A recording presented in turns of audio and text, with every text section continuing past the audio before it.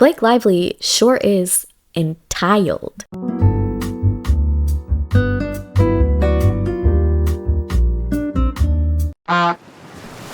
Hello everyone and welcome back to The Chanel. We're gonna go back to the Blake Lively drama today. But first, I do want to talk about my last video, the Caleb Hammer video. Boy, was it very contentious. Some people were having conversations in good faith, and I really appreciate that. But some other people were really proving my point in the video. And you know what? To each their own. I just thought it was ironic. I did want to clarify a couple things that I mentioned in the Caleb video. I did respond to some of the criticism in the comments. But it's important to me to highlight it here because I want to make my stance very clear. First off, someone mentioned that my video was biased, and to that I just have to say that anything I share on the internet will be inherently biased because I'm speaking from my own experiences and my subjective understanding of the world. That being said, it is important to me that I'm as fair as possible, considerate of all perspectives, and open to feedback. That's just part of learning and growing. And of course, the more information I learn, my opinions might change. I also want to address the R word and why it's still a very problematic term. The R word was once used as a medical term, but it no longer is precisely because of how it became tied to the marginalization, institutionalization, and dehumanization of disabled people. Caleb even bleeped out the R word in his video, which indicates to me, at least, that he knows that it's a slur. And what makes it worse is that the mother was clearly offended when Caleb referred to her child as the R word, because I'm sure that the mother considered it a slur as well. The other thing is, autism is so misunderstood. It's a huge spectrum, and it's upsetting to see people just minimize it to that one word that strips them of their dignity. I saw someone say that the disabled community uses it often and calls each other that word. But just because the community reclaims the word, that doesn't mean that it's okay for the rest of the world to use it. Sort of like the N-word. The Black community still uses it because it was and still continues to be a word that is used to discriminate against them, and reclaiming it puts the power back in the hands of the community, stripping it of its original meaning, making it their own. Another thing that I saw mentioned was that Caleb can't be a bigot because he hires people of marginalized communities. For instance, he has gay employees or people of color, and that somehow absolves him of any bigotry. You know, someone else who's a big fat bigot who hires people from marginalized communities? The raging orangutan authoritarianly running the disgrace that is the US government, who appointed Kash Patel, an individual of Ugandan Indian descent, to lead the FBI. So you can see why hiring a minority does not absolve you of bigotry. I also hate to break it to you, but people can identify with a minority community and still be a bigot. For instance, many POC communities still harbor some racist ideologies, so just because they are a minority, that doesn't automatically mean that they don't have some prejudiced ideas. I also just didn't love people speculating on Caleb's sexuality. I don't give a f***. To be honest, that's probably the least interesting thing about Caleb. And I just feel like it's not our place to speculate on how people identify because that's a very deeply personal thing. And sexuality is very fluid. And as a queer person myself, I think it's unnecessary to speculate. Now, in regards to feminism and culture, I wanted to make it clear that I am not arguing at all that cultural practices are beyond critique. As I said in that video, I absolutely acknowledge that there are harmful practices against women in many cultures. But I believe that critique should be stemming from context and genuine care, and not framed in a way that demeans entire cultures or reduces women to objects without listening to the women affected. Feminism is about equity, dignity, and ensuring all people, regardless of gender or culture, have a fair chance at safety, autonomy, and opportunity. And that's something that I think is always misunderstood about feminism. Feminism is not saying that men should be considered less than women. Feminism is a movement that advocates for all genders, for everyone to have an equal chance at achieving equitable outcomes. Feminism not only benefits women, it benefits men, it benefits marginalized communities, and it makes our world more accepting of all identities. I hope that clears things up on where I stand, and I appreciate all of you contributing to making this community a safe space for these types of conversations. That being said, let's get back to our plantation princess. Just recently, the Wayfair and Lively parties were mandated by the court to have a final settlement conference to see if the two parties could come to an agreement to settle the case outside of the courtroom. The difference between both parties entering and exiting the courthouse was stark, to say the least. Justin arrived with his wife, Emily. Jamie Heath and Steve Sarowitz were following, and they seemed bright and chipper. All of them looked like they were in good spirits, despite the dumpster fire that is this case. Meanwhile, Blake Lively arrived alone, with just her lawyers by her side, and unlike Justin, her spouse, Ryan Reynolds, did not accompany her to the courthouse. Upon seeing this, the public concluded that there was trouble in paradise for Blake and Ryan, but there are some lawyers that came out and explained why Ryan probably did not accompany Blake on that day, and it's likely because Ryan has claimed that he is not involved in this case whatsoever, and if he were to accompany her, that would sort of pull him back into the case, which I think is probably the last thing that he wants. So I guess it makes sense. The conversation has been that Ryan isn't there. And that does not surprise me, considering the position they've taken in this case about him, which is he doesn't even go here. I don't know. I know people are all up in arms about it. I don't see it as such a big deal. It looks worse in contrast with Baldoni because Emily's there. Optically, though, it does look pretty weird. And for people who are casually following the case, that probably looks like a pretty good sign that Blake and Ryan were having marital issues.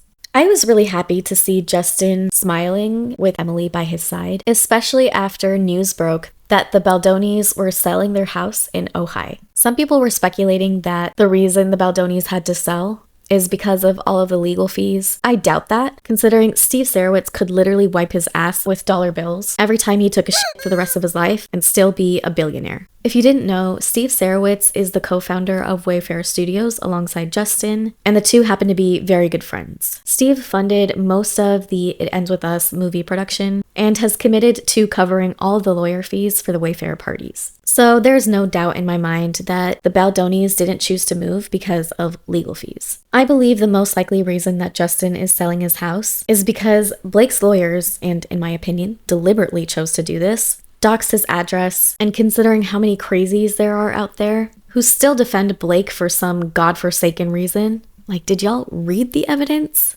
I bet that he did not feel safe in that home anymore because his address was out there, easily discoverable by anyone in the public. Even though those documents were pulled from the official docket, they had been online for a good 12 hours before anyone noticed, I guess. And the only reason they were pulled off the docket was because the Wayfair parties sent a letter notifying the court of this egregious misconduct. And this came after Judge Lyman had warned the Lively parties that the doxing had to stop because they had already been caught doxing before. So for them to make this mistake again screams malicious intent. In fact, last April, there was an arson attack on Steve Sarowitz's home, and the suspect also made threats to kidnap his daughter and hold her hostage for ransom. Now, this attack does not appear to be related to the Lively v. Wayfair case, but it should serve as even more of a reason to be extra cautious of these public figures' personal information. And what makes it worse is that Justin, Jamie, and Steve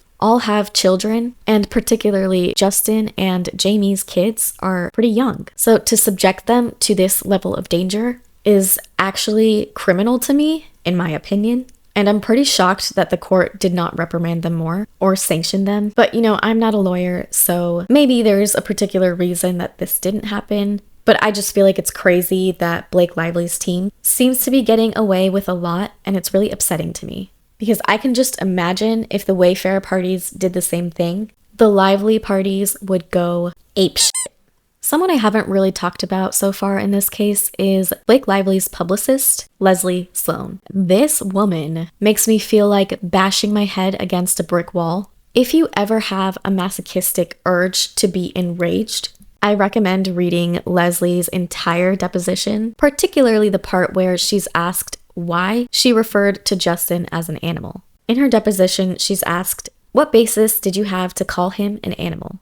I think I also say that was my take on him, and I had the right to my own opinion. So I'm asking, what basis did you have to call him an animal? I felt like it. Okay, why? I felt like it. Reading this, ooh, my God, pissed me the off. Let's just say never put me and Leslie in a room together, but I'll leave it at that. There's one thing that I will credit Leslie with, and that is that she is very good at twisting the narrative when it comes to PR. Take this Daily Mail headline as an example. In this article that's reporting on the settlement conference, the headline originally read, Blake Lively and Baldoni failed to reach a settlement after 6 hours of negotiation. Actress storms out of court as Justin is seen smirking. Allegedly, it looks like Leslie was very diligent in making sure that Blake did not appear to be leaving the court in a huff, as the original headline implies. Because it was later changed to Blake Lively abruptly leaves court after 6 hours of negotiation with Justin Baldoni, who is seen smirking after they failed to reach a settlement. Either way, in both headlines, Justin is still described as smirking, and in my opinion, the very photo that they included is hardly a smirk. Probably the most headline-worthy news is that Blake Lively allegedly had her driver deliver her personal mahjong set to the courthouse because I guess she was bored. Blake seems to have some sort of partnership with Oh My Mahjong that sells $400 mahjong sets. During the holiday season, she was really shilling this out, claiming that she loves to get her friends mahjong sets from this specific company. And let me just show you the founder of Oh My Mahjong. Something's off here, if you get my drift. I think it's fine to appreciate something that's not from your culture, but it's very weird to capitalize off of it and charge an absurd amount. But this is also so on brand for Blake. She is the queen of appropriating cultures, using microaggressions, like when she said that Jamie Heath, a black man, treated the set like it was a barbecue and painted him out to be a creep, and then also just engages in racist behavior. Unsurprising at all. For all y'all Lively supporters, how are you going to defend her racism in this case? Not against him, against this man, the black CEO of Wayfair, who she told to go get her toiletries while she had assistants and everything else. She asked the black CEO of the company to get her toiletries. And at least this one you didn't say to his face. She said he was treating the set like a barbecue. Yeah, the only black person there is treating the set like a barbecue. Sure. Here's the kicker. You see these eyes on him? These are eyes she didn't want looking at her. Her words. You know what made her feel unsafe around that man? That he looked her in the fucking eyes. I'm not joking. No one else had the complaint that they looked her in the eyes too long. He's the only one. That's the thing. This case is about so much more that I want to see y'all try and defend Ponch's plantation pilot over here. I actually saw a Try Guys video where they're playing Guess Who, but with canceled celebrities and other public figures. And Blake Lively is actually on one of the cards. Let me just play this for you. Blake Lively definitely would change her voice if she spoke to me. 1,000,000%. No, I agree. 1,000,000%. Yeah, sister girl. Yeah, you know, because my dad, I'm like, my dad's in my life. Yeah. Her prediction of what would happen was actually so spot on, because she even sounded just like Blake Lively on one of the skits she did for SNL. Oh, girl, you right. That is a mannequin. It ain't got no head. No, we didn't. We thought you was a human. You are well lucky you's a mannequins, because I was about to say something had got to be done. Anyway, I really think that Blake has just made a complete mockery out of her case. First off, when news first broke that Blake had filed this case against Justin, the SNL 50th anniversary was also happening. And Ryan got up and made a stupid joke, shading Justin and the Wayfair parties. Reynolds, how's it going? Great. Why? What have you heard? You would really think that someone who is extremely upset and distressed for their wife, who is allegedly also extremely distressed and traumatized, would be a little bit more respectful when it comes to a case dealing with SH that your wife experienced on set. But the final nail in the coffin for me was Blake getting a mahjong set delivered to the courthouse. Because why the fuck? Is your case really that boring that you feel the need to occupy yourself doing something else? And I don't mean that she can't have something to do in the meantime, because I'm sure that court proceedings can be very boring and slow, but it's a choice to use mahjong as your way of passing time, because you pretty much can't play without another person. So presumably she had to have her lawyers or her driver play with her. And if getting a mahjong set personally delivered to the courthouse from your personal driver doesn't scream entitled enough, then I'm positive that her having someone who accompanied her to the courthouse play a game against her really takes the cake. Blake seems like someone who has barely, if ever, faced adversity in her life and never been told no. There's even a clip of her claiming that she's a terrible singer, but somehow got her mom to convince the choir director or something at her school to give her a solo. So it just seems like she's constantly surrounded by enablers, not to mention she's a Nepo baby. Okay guys, so as I'm editing this video, I was looking for clips where Blake is claiming that her parents paid for her to get into show choir. The only place I had seen this clip was actually in compilations of Blake Lively's interviews. So I went and found the source material, and I have to say, a lot of the clips that were included in these interview compilations were pretty misleading because they cut out the part right before where she's saying that parents of the other students were claiming that Blake's parents had paid the show choir director to allow her into the choir. What do you think of gossip, and did you have to deal with gossip as a kid? I've been a victim of it before in high school. I was involved in a lot of activities, so a lot of people knew who I was. At one point, parents lied and said that my parents had paid the show choir director to put me in the choir. Because I can't sing or dance to save my life. But you were lead in that choir, I went in there, I was like, I'm supposed to be in this choir. Yeah, I was very passionate, and they put me in the choir. But I lost a lot of friends because of it.